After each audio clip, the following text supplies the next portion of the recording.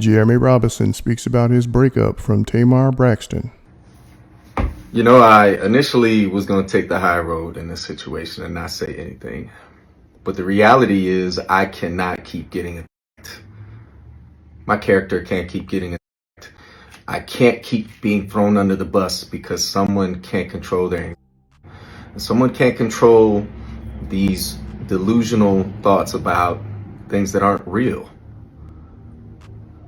I am in no way wanting to anybody. My purpose in my life has always been to protect. I haven't ran to social media every time something happened to me in that relationship. Because trust me, with all the receipts and all the things that have happened, I could have. But I've chose to do what a real man does, and that is protect the person that I've been with. In this situation, I'll be very clear. I've been single for the last 6 months. We have been trying to identify what that looks like, closing one chapter and figuring out what it's like to be friends again. I've been very specific about my boundaries. I've been very specific about where we stand as friends. Go date anybody you want. I'm gonna date when I'm ready. I am emotionally unavailable to you, and I'm physically unavailable to you. Now, birthday comes up, plans are put in place.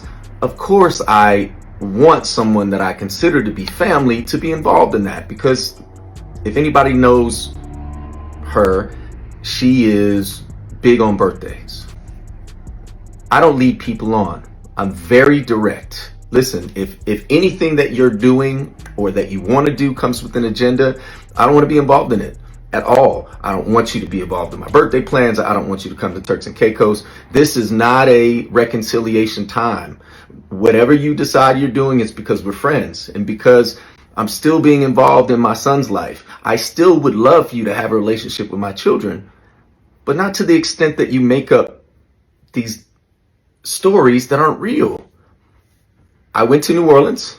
I booked my room at Four Seasons on booking.com and didn't realize that the card I'm using, which also ends in the same 3 last numbers, was tied to something that we booked several months ago.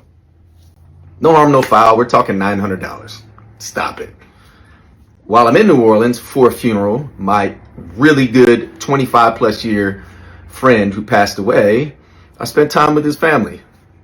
I extended my stay because I needed time to reset. So I get a call yesterday. Hey, did you stay at Four Seasons? Yeah, I did. In fact, I extended. I gave them my card and everything's good. Why? What's up?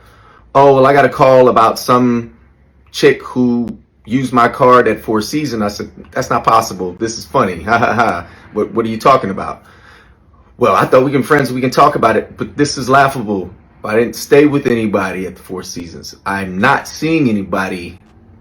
Wasn't on a date. None of that. If I was, you're my friend. What do I have to hide about that? Be sure to like, comment, and subscribe. I'll just say cooler heads didn't prevail. And next thing you know, I'm on her story and I'm being accused of things which are just blatantly not true. I have never led Tamar Braxton on. I never will, nor will I. There are people, hate the name drop, but hey, Carlos King, you got me involved in this. You're part of the reason why we became friends. But I've been very clear about my boundaries. I've been very clear about wanting to have a friendship, but not to the extent that, friends don't throw each other on their stories and call each other out on stuff. Like, look, if there was a mix up with the card because of booking.com, that's a quick fix. It's already taken care of. I've already contacted the Four Seasons and they've already issued a refund and they charged my card. It's that simple. Where did this random woman come in that you called a tramp? Somebody I became friends with on Instagram like maybe 3 days ago. It's just a reach, and I'm tired of having to stay quiet and not defend myself. Mental health is real, and I understand how sometimes anxiety can get the best of us, but you just don't go on social media and start attacking somebody you say that you love, that you care for as a friend, and then you post pictures of you and my daughters together, but then you're throwing their dad under the bus. It's not cool, man. And the unfortunate reality is I thought that I could be friends and try to maintain some type of friendship, but that relationship is done. And I didn't want to come out and like 6 months ago and be like, hey, I'm single again, because then people are like, oh, you're sassy. What? This is the reason why I did it last time, because of this assumption that I'm leading somebody on and that I'm cheating. I have never cheated in my life. Find a woman that will tell you I cheated on her. I'm not successful because I cheat. When I'm committed, I'm completely committed. Now, I'm not going to go there. There's a lot more I could talk about. I'm not going to do it because this isn't about revenge. This is about saying, hey, wait a minute. This shouldn't have happened.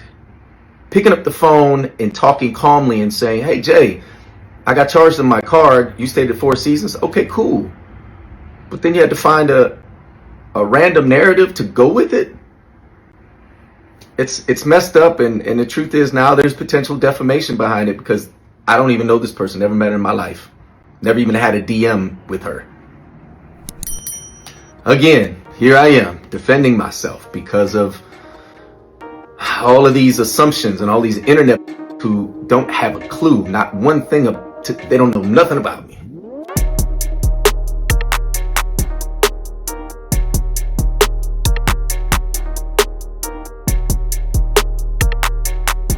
Thanks for tuning in to 9 Mag TV.